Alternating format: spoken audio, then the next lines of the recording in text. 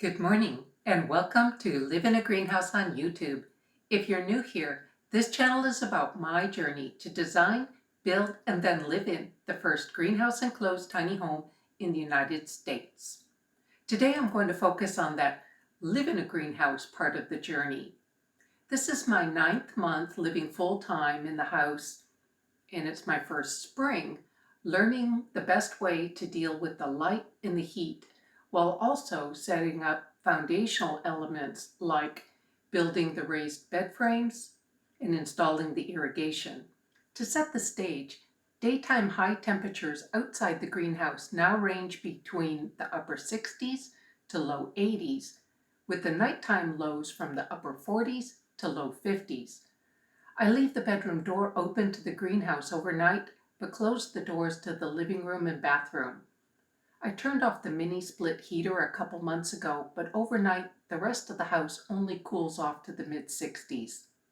The greenhouse temperature is ideal most of the time, and I enjoy being out there as much as I can. But I still work a full-time day job, so my typical week before work is with my coffee in hand to walk around the greenhouse. First I open the ridge vents, and then I check for caterpillars, progress on the plants and trees, and decide what I might work on that day after work. On a sunny day, I'll open the doors on each end of the greenhouse to provide makeup air to help move the hot air out the roof. This is when I also open up all the house doors and windows. So if you enjoy this content, please like and subscribe so more viewers can see it, and come along today as I go through a typical week of my first spring.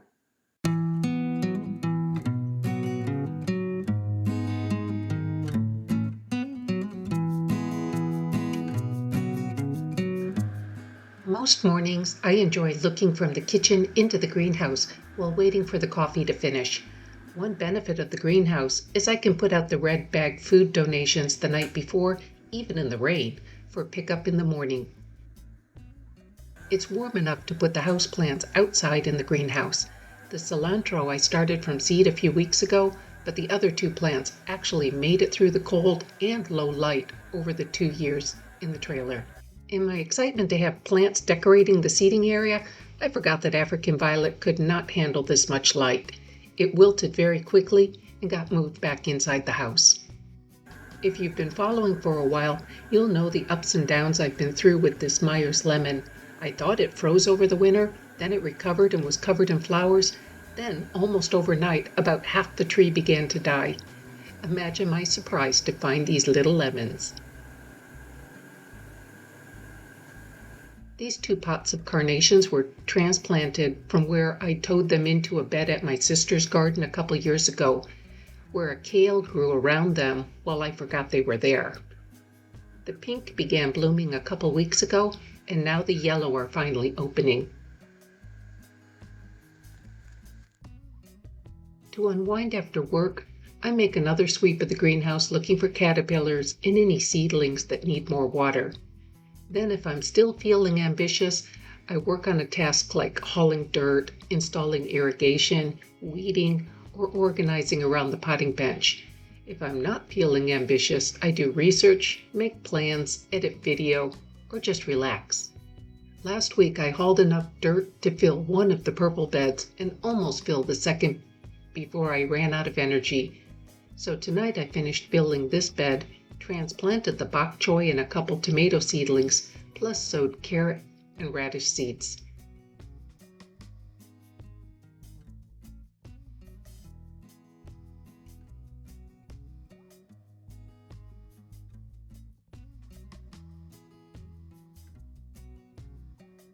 The next evening after work, I ran the irrigation main in that bed, but couldn't find the stakes to hold it in place, so moved on to getting this trellis ready. This time of year, people on the island trade stuff around by putting their unwanted items out on the curb. I picked up about 20 of these wire grids. I think they're going to hold peas and cukes as soon as the dirt is in this bed.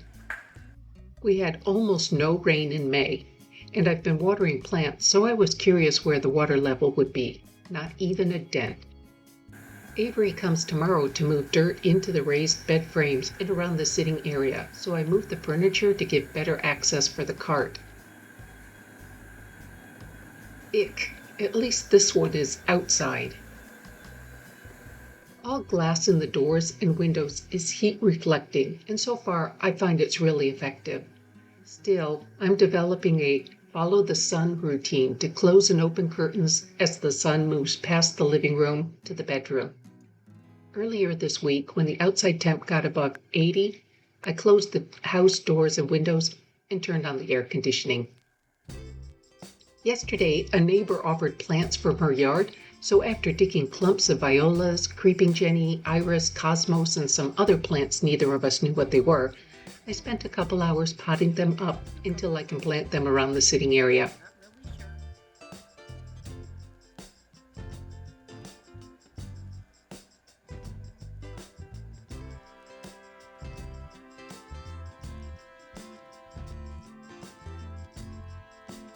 Still have 3 decent-sized peaches on the tree and lots of new growth on the olive.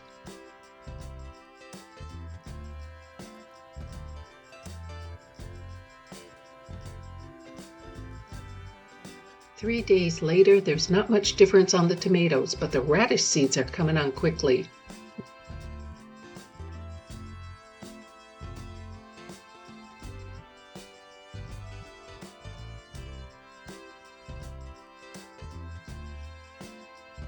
No carrots yet.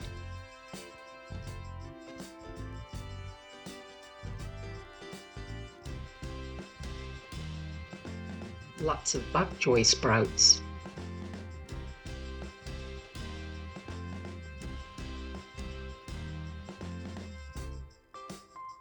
This side of the bed gets a bit more shade due to a clump of trees just south of the greenhouse, so spinach will go in here. I'll probably also try some loose leaf lettuce just to see how it goes. Need to spread the pile of compost and set up the bamboo teepees for the climbers that will go in this bed.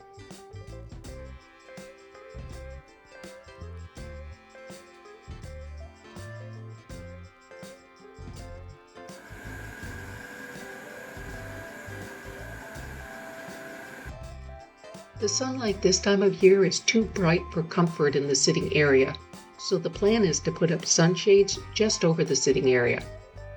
Between the cable braces and chain for the chandelier, it took some thought which direction to hang them and what to attach them to and at what height. Since they won't be subject to wind or rain, they don't have to be taut like they would need to be outside. Avery was going to be here last week but got sick. I'm so glad he was able to make it today to move dirt into the border beds here in the food garden and in the sitting area.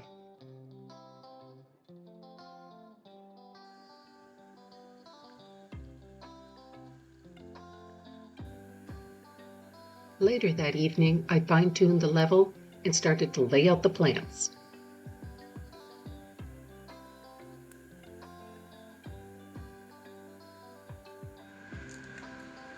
Also way past time to repot this spider plant that survived a couple years in the trailer.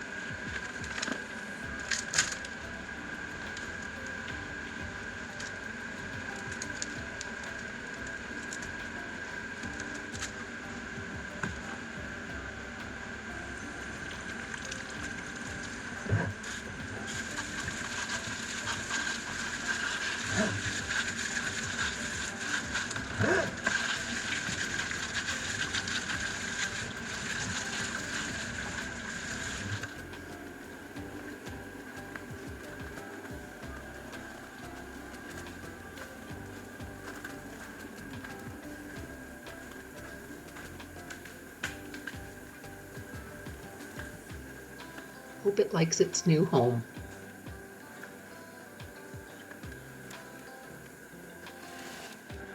While repotting the spider plant, I caught movement out of the corner of my eye that turned out to be a tiny fawn with the zoomies. He and Mama were moving around the west end of the greenhouse before I could get out there. It looks like he's been bedding down in the shelter of these foxglove.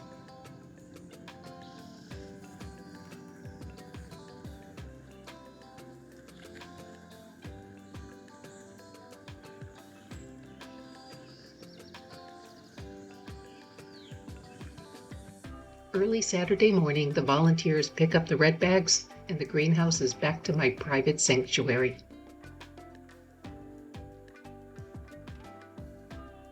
And there you have it. A typical week this time of the year ends with 3 steps forward and 1 step back. I can finally start planting around the sitting area, but I can't sit in it until I'm done moving the cart around to put the furniture back in place. Even on a rainy day, the ridge vents are open, and the greenhouse is a wonderful place to be. Thank you for watching. Please like, subscribe, and share with your friends. And come back next time as it's finally full steam ahead planting in the greenhouse.